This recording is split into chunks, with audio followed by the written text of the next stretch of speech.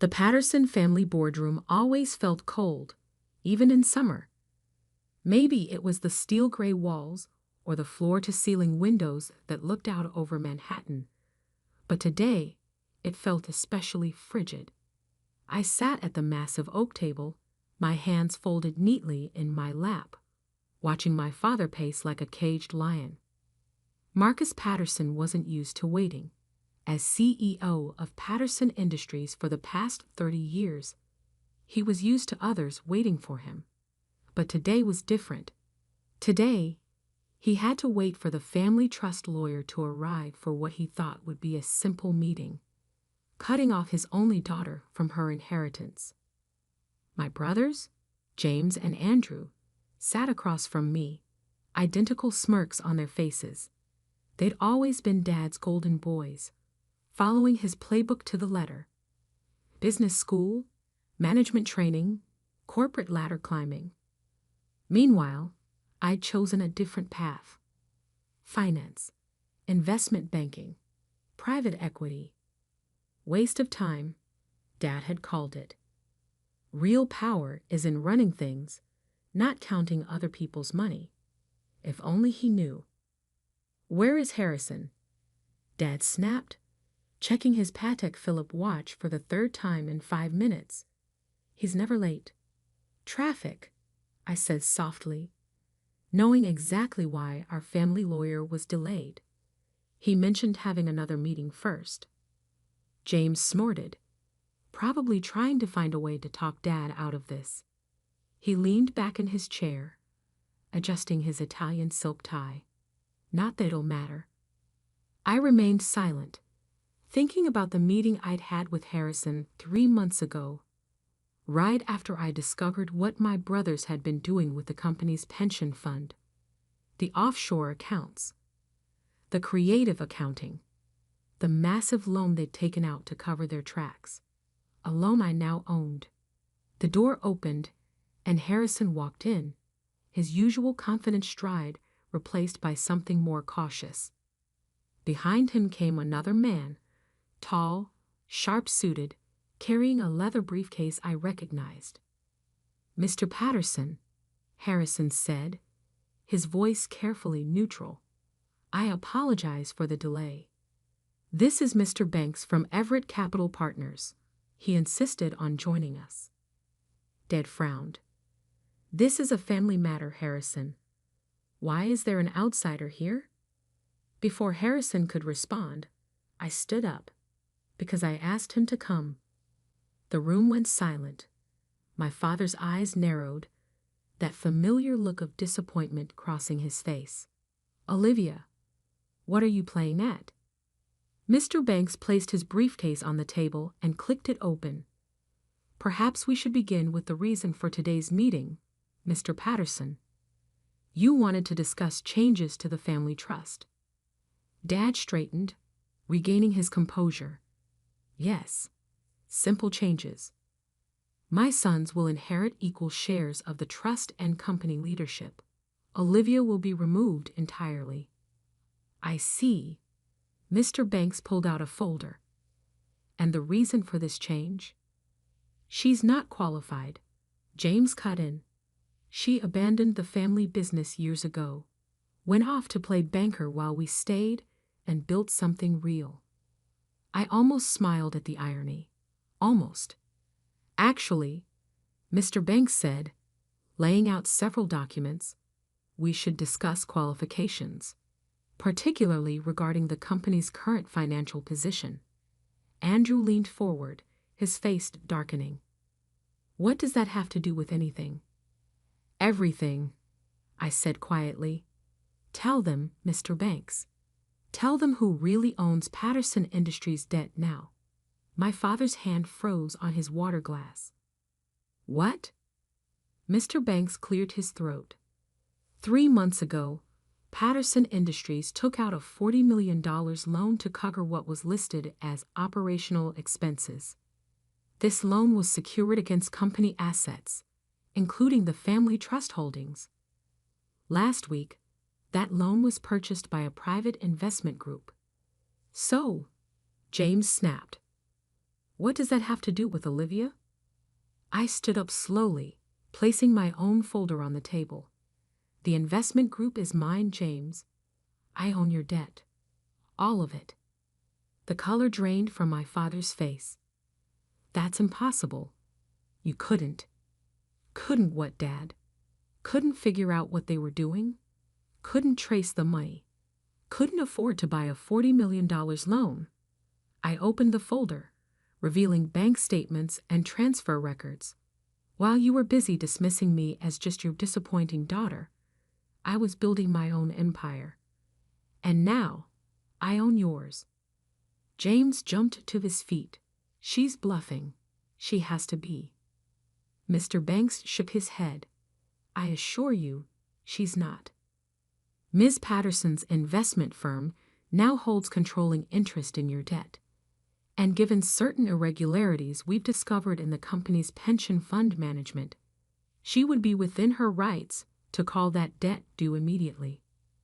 The room erupted into chaos.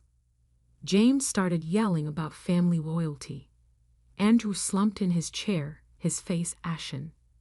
But my father just stared at me, seeing me clearly for perhaps the first time in 20 years. Why? He whispered. Why do this? I picked up my phone, pulled up a video, and played it.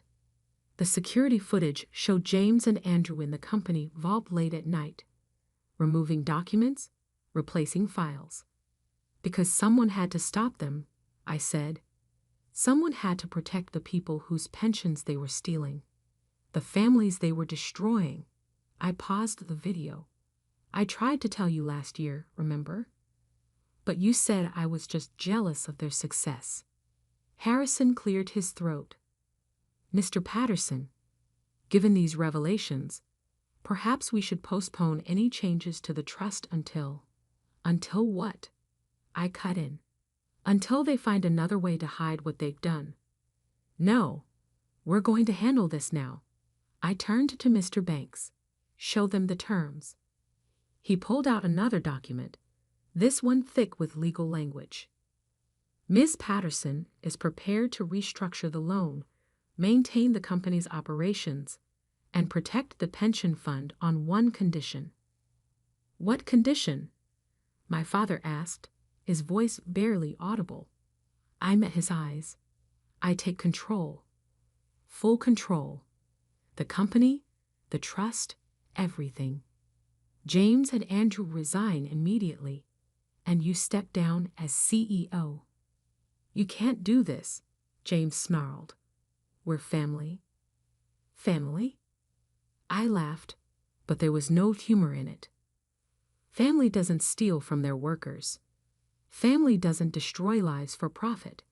And family, I stood up, gathering my things, doesn't throw away their daughter without consequences. I headed for the door, then turned back one last time. You have until tomorrow morning to decide. After that, I call the loan, and everything you built comes crashing down. Oh, and Dad? I smiled, cold and sharp. It turns out I can read a financial statement after all. As I walked out, leaving them with their shock and their lawyers, I thought about the long game I'd played. The years of being underestimated, dismissed, pushed aside. They thought they were teaching me my place in the world. Instead, they taught me how to take their world apart. The next morning dawned cold and clear, the kind of October day that makes Manhattan feel like it's made of glass and light. I sat in my corner office at Blackwood Investment Partners, 40 stories above the city, watching the sun glint off neighboring buildings while I waited. The antique clock on my wall, the only thing I'd kept from my old office at Patterson Industries, showed 8:57 a.m. The deadline I'd given my family was 9:00 a.m. 3 minutes until I found out if they were ready to face reality or if I needed to start dismantling their empire. Sophia, my assistant, buzzed through on the intercom. Miss Patterson? Your father is here. Alone. Interesting. Send him in. The door opened, and Marcus Patterson walked in. He looked older than he had yesterday, the lines around his eyes deeper, his shoulders slightly stooped. Gone was the commanding presence that had dominated boardrooms for 3 decades. In its place stood a man realizing his kingdom was built on sand. Olivia. He stopped a few feet from my desk, uncertain for perhaps the first time in his life. I didn't stand, didn't offer him a seat, just watched him, remembering all the times I'd stood in his office trying to earn a scrap of approval. The papers are signed, he said finally, placing a thick envelope on my desk. Full control of the company, the trust, everything. James and Andrew submitted their resignations this morning. I picked up the envelope but didn't open it. Where are they? James is meeting with his lawyer. Andrew is probably at the airport by now. Said something about needing time to think. Running away, I translated. Like always. Dad flinched. They're still your brothers. Are they? I stood, walking to the window. When was the last time they acted like it? When was the last time any of you treated me like family? We were trying to protect you. I turned sharply. Protect me? By stealing from people's pensions? By cooking the books? By trying to cut me out of my inheritance? That's not. He started, then stopped. Sank into one of the leather chairs facing my desk. I didn't know about the pensions, about what they were doing. I should have. But you didn't want to see it. I finished. Just like you never wanted to see me. He looked up, his eyes red-rimmed. How long have you known about what they were doing? I walked back to my desk, pulled out a thick file. I started suspecting something last year when I was reviewing some market data. Patterson Industries' reported earnings didn't match its cash flow patterns, so I dug deeper. Opening the file, I spread out documents across my desk. Bank statements, transfer records, emails between James and Andrew discussing how to hide their tracks. They started small, I continued. Skimming from the pension fund, using the money for personal investments. When those went bad, they took more to cover their losses. By the time I found out, they'd stolen nearly $30 million. Why didn't you come to me? I did. My voice was ice. Last Thanksgiving, remember? You said I was just trying to cause trouble, that I should focus on my own life instead of interfering with theirs. He remembered. I could see it in his face. So I did exactly that, I said. I built my own investment firm, made connections, waited for them to make their next move. When they took out that loan to cover the missing pension money, I was ready. And now, he asked quietly, what happens now? I sat back down, opened my laptop. Now I fix what they broke. The pension fund will be fully restored. The company will be restructured, transparent, ethical, and James and Andrew will face consequences. I met his eyes. I've already forwarded evidence to the SEC. They'll probably avoid jail time if they cooperate, but their careers in finance are over. He nodded slowly, looking suddenly ancient. And me? That depends, I said. Are you ready to finally see me? Really see me? I see you now, he whispered.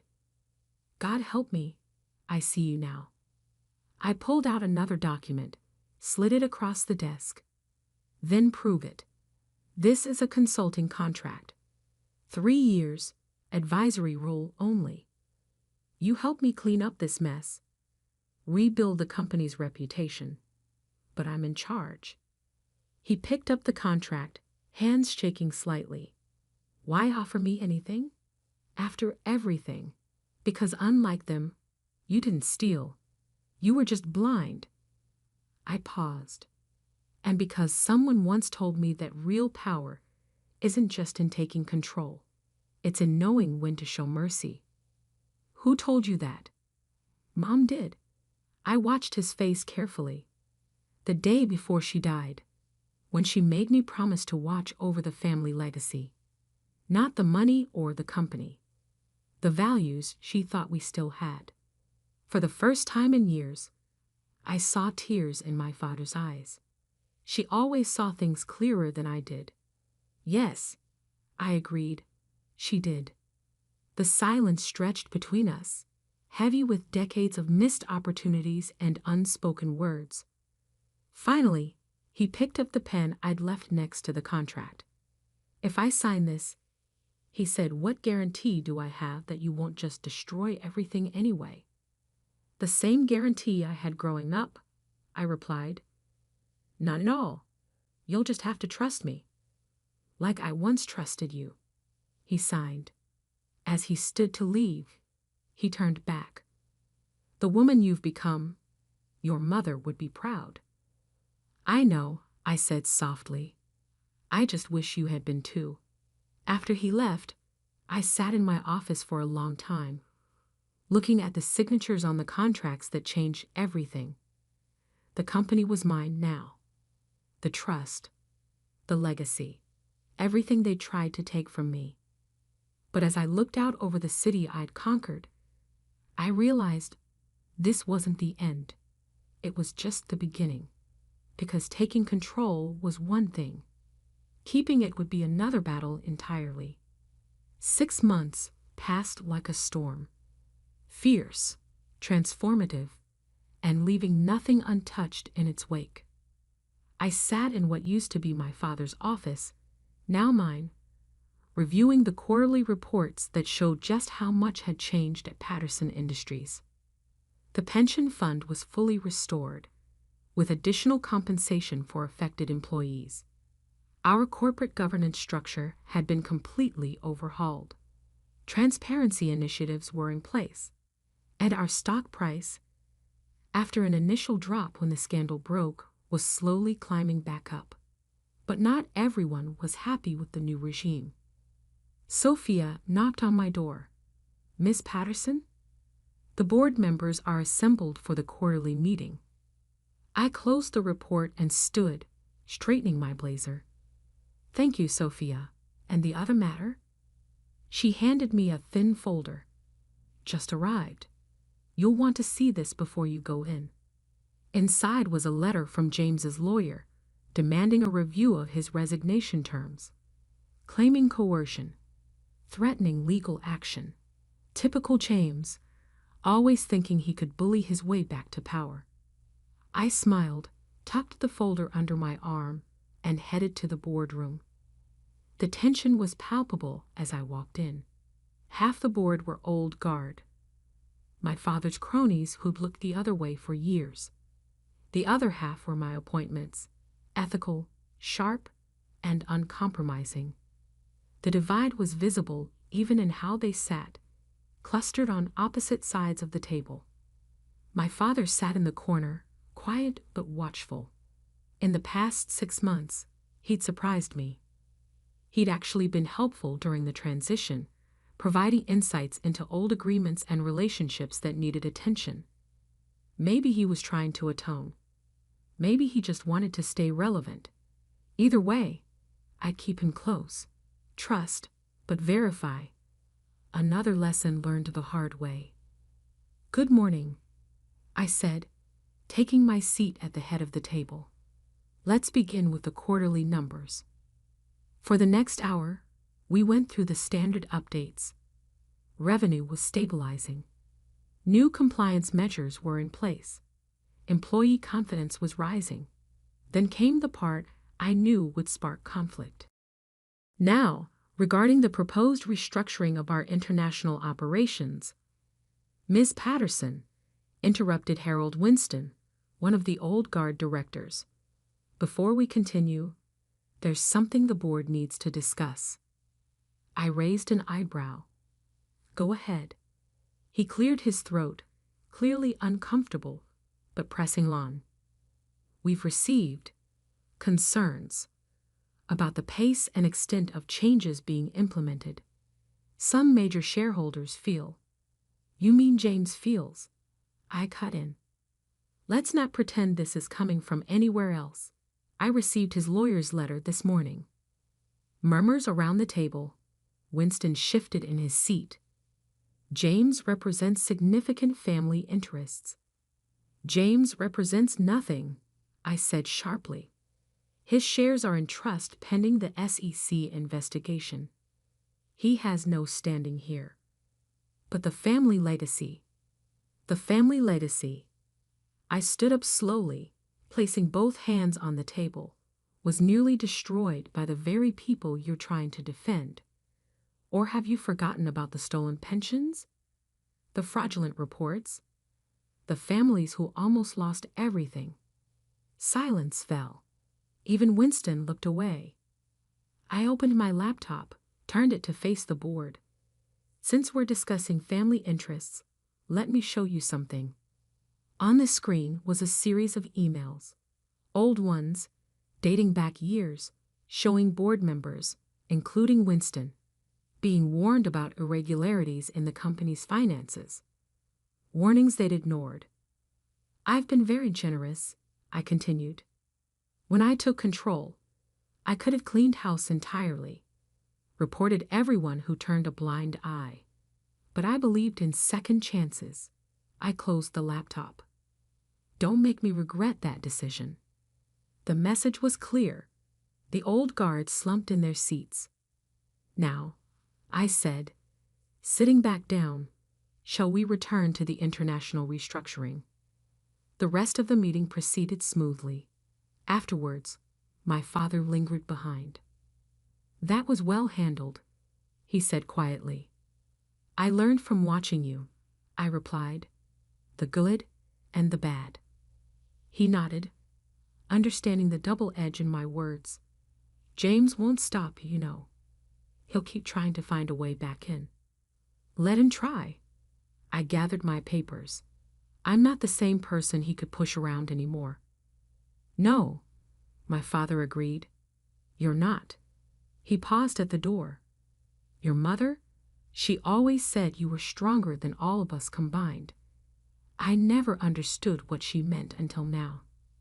I watched him leave, thinking about how much had changed, not just in the company, but in me. That evening, I had dinner with Harrison, our family lawyer, now one of my most trusted advisors. James filed the lawsuit, he said, passing me the documents. Claims emotional distress, undue influence, the usual desperate allegations. I skimmed the filing, then set it aside. Let him waste his money. We have everything documented. He's also been reaching out to old business partners, trying to rally support. I know. I sipped my wine. That's why I've been meeting with them myself. Amazing how quickly loyalty shifts when you show people proof they were being deceived for years. Harrison studied me over his glasses. You've thought of everything, haven't you? I had to. I looked out the restaurant window at the city lights. They taught me that. Every time they dismissed me, underestimated me, pushed me aside, they taught me to plan 3 steps ahead. And now I make sure it never happens again. I turned back to him. The company moves forward. Ethical, strong, the kind of legacy my mother would have wanted. And your brothers? They made their choices. I shrugged. Now they live with the consequences. Later that night, I stood in my office, looking at an old family photo on my desk. All of us together, smiling, before greed and power had torn everything apart. I picked it up, then deliberately placed it in a drawer. That chapter was closed. Tomorrow would bring new challenges. Competitors trying to take advantage of our past scandal. James's lawsuit to deal with. Old allies to manage and new ones to make. But I was ready. because they tried to write me out of the family story. Instead, I'd written my own ending. And this time, I held the pen.